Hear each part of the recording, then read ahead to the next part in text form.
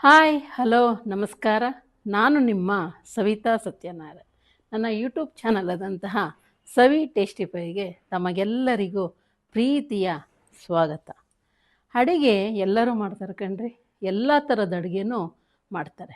ಆದರೆ ಒಬ್ಬೊಬ್ಬರು ಮಾಡುವ ವಿಧಾನ ಚೇಂಜಸ್ ಇರುತ್ತೆ, ಹಾಗೆ ರುಚಿಯೂ ಕೂಡ ಚೇಂಜಸ್ ಆಗಿರುತ್ತೆ.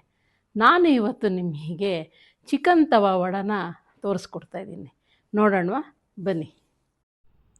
ಅರ್ಧ ಕೆ ಜಿ ಬೋನ್ಲೆಸ್ ಚಿಕನ್ನು. ಈ ಚಿಕನನ್ನು ನಾವು ಚೆನ್ನಾಗಿ ತೊಳೆದ್ಬಿಟ್ಟು ಸಣ್ಣದಾಗಿ ಹೆಚ್ಚಿಬಿಟ್ಟು ಮಿಕ್ಸಿ ಜಾರಲ್ಲಿ ಹಾಕಿಬಿಟ್ಟು ಪೇಸ್ಟ್ ಮಾಡ್ಕೋಬೇಕು. 1 ಸ್ಪೂನು ಉಪ್ಪು ಹಾಕ್ಬಿಟ್ಟು, ಆಮೇಲೆ ಅದಕ್ಕೆ ನಾವು 1 ಈರುಳ್ಳಿ, 5 ಮೆಣಸಿನ್ಕಾಯಿ, ಹಸಿರು ಮೆಣಸಿನ್ಕಾಯಿ, 1 ಟೊಮೊಟೊ, 1 ಇಡೀ ಕೊತ್ತಂಬರಿ ಸೊಪ್ಪನ್ನು ಸಣ್ಣದಾಗಿ ಹೆಚ್ಚಿಟ್ಕೋಬೇಕು. ಜೊತೆಗೆ 1 ಇಂಚು ಶುಂಠಿನ ಸಣ್ಣದಾಗಿ ಹೆಚ್ಚಿಟ್ಕೋಬೇಕು. ಈ ರುಬ್ಬಿರ್ತಕ್ಕಂತಹ ಕೈಮಕ್ಕೆ 1 ಮೊಟ್ಟೆನ ಹೊಡೆದಾಕಬೇಕು. ಜೊತೆಗೆ ನಾವು ಹೆಚ್ಚಿರ್ತಕ್ಕಂತಹ ಜೊತೆಗೆ 3 ಸ್ಪೂನು ಕಡಲೆ ಹಿಟ್ಟು, ಆಮೇಲೆ 1 ಸ್ಪೂನು ಖಾರದ ಪುಡಿ, ಹಾಗೆ ಇದು ಶುಂಠಿ ಬೆಳ್ಳುಳ್ಳಿ ಪೇಸ್ಟು 1 ಸ್ಪೂನು, ಜೊತೆಗೆ ಒಂದು ಅರ್ಧ ಸ್ಪೂನು ಗರಂ ಮಸಾಲ. ಇದನ್ನು ಹಾಕಿಬಿಟ್ಟು ನಾವು ಚೆನ್ನಾಗಿ ಕಲಿಸ್ಬೇಕು. ನೀಟಾಗಿ ಇದನ್ನು ನಾವು ಒಳಗೆ ಎಲ್ಲ ಕೂಡೋ ಹಾಗೆ ನಾವು ಚೆನ್ನಾಗಿ ಕಲಿಸ್ಕೊಬೇಕಾಗುತ್ತೆ. ಉಪ್ಪೇನು ಈಗ ಹಾಕೋದು ಬೇಡ, ಯಾಕೆಂದರೆ ರುಬ್ಬಕ್ಕೆ ನಾವು 1 ಸ್ಪೂನ್ ಉಪ್ಪು ಹಾಕಿದ್ವಿ. ಈ ಥರ ನೋಡಿ, ಈ ಥರ ಕಲಿಸ್ಕೊಬೇಕು ಚೆನ್ನಾಗಿ. ಈ ಕಲಸಿರ್ತಕ್ಕಂತಹ ಈ ಕೈಮಕ್ಕೆ ನಾವು ಈರುಳ್ಳಿ ಎಲ್ಲ ತೋರಿಸಿದ್ನಲ್ಲ, ಅದನ್ನು ಸಣ್ಣದಾಗಿ ಹೆಚ್ಚಿಟ್ಕೊಂಡಿದ್ದೀನಿ, ಅದನ್ನೆಲ್ಲ ನಾವು ಇದರೊಳಗೆ ಹಾಕ್ಕೋಬೇಕು. ಇದಕ್ಕೆ ಜೊತೆಗೆ ಶುಂಠಿ, 1 ಇಂಚು ಶುಂಠಿನೂ ಕೂಡ ಸಣ್ಣದಾಗಿ ಹೆಚ್ಚಿಬಿಟ್ಟು ಇದಕ್ಕೆ ಹಾಕ್ಕೋಬೇಕು. ಎಲ್ಲವನ್ನು ಕೊತ್ತಂಬರಿ ಸೊಪ್ಪು, ಟೊಮೊಟೊ ಎಲ್ಲದನ್ನು ಸಣ್ಣದಾಗಿ ಹೆಚ್ಚಿಬಿಟ್ಟು ಈ ಒಂದು ಕೈಮಕ್ಕೆ ಹಾಕ್ಕೋಬೇಕು. ಹಾಕ್ಕೊಂಡು ನಾವು ಇದನ್ನು ಚೆನ್ನಾಗಿ ಕಲಿಸ್ಬೇಕು. ಕಲಿಸ್ದಾಗ ಏನಾಗುತ್ತೆ, ನೀಟಾಗಿ ಅದು ಎಲ್ಲ ಕೂಡ್ಕೊಬೇಕು. ಈರುಳ್ಳಿ ರಸ, ಟೊಮೊಟೊ ರಸ, ಹಸಿರು ಮೆಣಸಿನ್ಕಾಯಿ ಎಲ್ಲದು ಚೆನ್ನಾಗಿ ನಾವು ಕಲಿಸ್ಬೇಕಾಗುತ್ತೆ. ನೋಡಿ, ಈ ಥರ ಇರಬೇಕು. ಆಮೇಲೆ ಒಂದು ಬಾಣಲಿ ಸ್ಟವ್ ಮೇಲಿಟ್ಟು ಒಲೆ ಹಚ್ಚಿ, ನಂತರ ನಾವು 1 ಸ್ಪೂನ್ ತುಪ್ಪ ಹಾಕಬೇಕು. ಹಾಗೆ 1 ಸ್ಪೂನು ಎಣ್ಣೆ ಕೂಡ ಹಾಕಬೇಕು. ಇದು ಕಾಯಬೇಕು. ಕಾದ ಮೇಲೆ ನಾವೇನು ಮಾಡಬೇಕು ಅಂದರೆ, ಈ ಕಲಸಿಟ್ಕೊಂಡಿರ್ತಕ್ಕಂತಹ ಕೈಮ ಏನಿದೆ ಅದನ್ನು ನಾವು ವಡೆ ಆಕಾರ ರೀತಿಲಿ ನಾವು ತಟ್ಕೋಬೇಕು.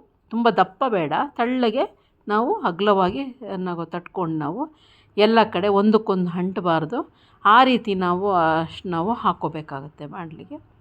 ಆ ಥರ ಹಾಕಿಬಿಟ್ಟು ನಾವೇನು ಮಾಡಬೇಕು ಅಂದರೆ ಕ್ಲೋಸ್ ಮಾಡಿಬಿಟ್ಟು 5 ಮಿನಿಟ್ಸು ನಾವು ಸಣ್ಣ ಉರಿಲೇ ನಾವು ಬೇಯಿಸ್ಕೋಬೇಕು. ನಾವು ಜಾಸ್ತಿ ಉರಿ ಇಡಬಾರ್ದು, ಯಾಕೆಂದರೆ ಜಾಸ್ತಿ ಉರಿ ಇಟ್ಬಿಟ್ರೆ ಅದು ಹೊರಗೆಲ್ಲ ಕಪ್ಪಾಗಿಬಿಡುತ್ತೆ, ಒಳಗೆ ಬೆಂದಿರಲ್ಲ.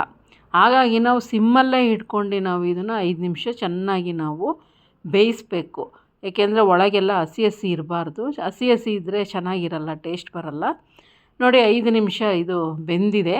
ಈಗ ನಾನು ಅದನ್ನು ಮತ್ತೆ ಮರ್ಚಾಕ್ತೀನಿ. ಮತ್ತು ಮರ್ಚಾಕ್ಬಿಟ್ಟು ಮತ್ತೆ ಆ ಸೈಡ್ ಬೇಯೋಕ್ಕೋಸ್ಕರ ಮತ್ತೆ ನಾನು 5 ಮಿನಿಟ್ಸು ನಾನು ಅದೇ ರೀತಿ ಎಲ್ಲದನ್ನು ಮರ್ಚಾಕಿ ಬೇಯಿಸ್ಕೊಳ್ತೀನಿ. ಒಂದು 5 ಮಿನಿಟ್ಸ್, ಮತ್ತೆ 5 ಮಿನಿಟ್ಸ್ ಅದನ್ನು ಚೆನ್ನಾಗಿ ನಾವು ಬೇಯಿಸಬೇಕು. ಇದೆಲ್ಲದನ್ನು ನಾವು ಸಿಮ್ಮಲ್ಲೇ ಬೇಯಿಸ್ಕೋಬೇಕು.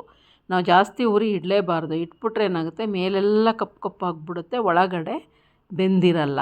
ಇದು ಹದವಾಗಿ ಬೇಯಬೇಕು ಅಂತಂದರೆ ನಾವೇನು ಮಾಡಬೇಕು ಅಂದರೆ, ನಾವು ಸಿಮ್ಮಲ್ಲೇ ನಾವು ಇದನ್ನು ಚೆನ್ನಾಗಿ ಬೇಯಿಸ್ಕೋಬೇಕು. ಈಗ ನೋಡಿ, ಚೆನ್ನಾಗಿ ವಡೆ ಆಕಾರ ರೀತಿಲಿ ಎಲ್ಲ ಹೊರಗೂ ಬೆಂದಿರುತ್ತೆ, ಇದು ಒಳಗೂ ಬೆಂದಿರುತ್ತೆ ನೀಟಾಗಿ ಎಲ್ಲ ಇದು ಆಗಿರುತ್ತೆ. ಈಗ ಇದನ್ನು ನಾವು ಒಂದು ತಟ್ಟೆಯಲ್ಲಿ ನಾವು ಎತ್ತಿಟ್ಕೊಬೇಕು.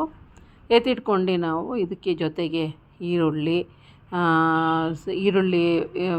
ಸೌತೆಕಾಯಿ, ಹಾಗೆ ಸಾಸ್ ಜೊತೆಗೂ ಕೂಡ ಇದನ್ನು ತಿನ್ಬೋದು. ಇದಕ್ಕೇನು ಎಕ್ಸ್ಟ್ರಾ ಏನೂ ಬೇಡ, ಹಾಗೆ ತಿನ್ಬೋದು, ಯಾಕೆಂದರೆ ಎಲ್ಲ ಹಾಕಿರ್ತೀವಿ ಇದರೊಳಗೆ.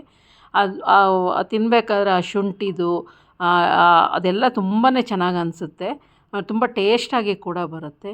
ನನ್ನ ಚಾನಲ್ನ ತುಂಬ ಜನ ನೋಡ್ತಾ ಇದ್ದೀರಾ, ಆದರೆ ಒಂದು 5% ಮಾತ್ರ ಸಬ್ಸ್ಕ್ರೈಬ್ ಮಾಡಿದ್ದೀರಾ. ದಯವಿಟ್ಟು ಎಲ್ಲರೂ ಸಬ್ಸ್ಕ್ರೈಬ್ ಮಾಡಿ ನನ್ನ ಚಾನಲ್ನ. ನಾನು ಮಾಡಿದಂತಹ ಚಿಕನ್ ತವಾ ವಡನ ನೋಡ್ಕೊಂಡು ಬಂದ್ರಲ್ಲ. ನಮ್ಮನೇಲಿ ಇವತ್ತು ಗೆಸ್ಟ್ ಬಂದಿದ್ದರು, ಹಾಗಾಗಿ ನನ್ನ ಜೊತೆಗೆ ಮಟನ್ ಸಾಂಬಾರು ಹಾಗೆ ರಕ್ತ ಫ್ರೈನೂ ಕೂಡ ಮಾಡಿದ್ದೆ. ಅದರ ರೆಸಿಪಿ ಬೇಕು ಅಂದರು ತಾವೆಲ್ಲರೂ ಕಮೆಂಟ್ ಮಾಡಿ, ನಾನು ನಿಮಗೆ ತಿಳಿಸ್ಕೊಡ್ತೀನಿ. ಎಲ್ಲರೂ ನೋಡಿ ಮಾಡಿ ಟೇಸ್ಟ್ ಹೇಗೆ ಬಂದಿದೆ ಅಂತ ಹೇಳ್ಬಿಟ್ಟು ನನಗೆ ಕಮೆಂಟ್ ಬಾಕ್ಸಲ್ಲಿ ತಿಳಿಸಿ. ಹಾಗೆ ಸಬ್ಸ್ಕ್ರೈಬ್ ಮಾಡೋದನ್ನು ಮರಿಬೇಡಿ. ನಮಸ್ಕಾರ.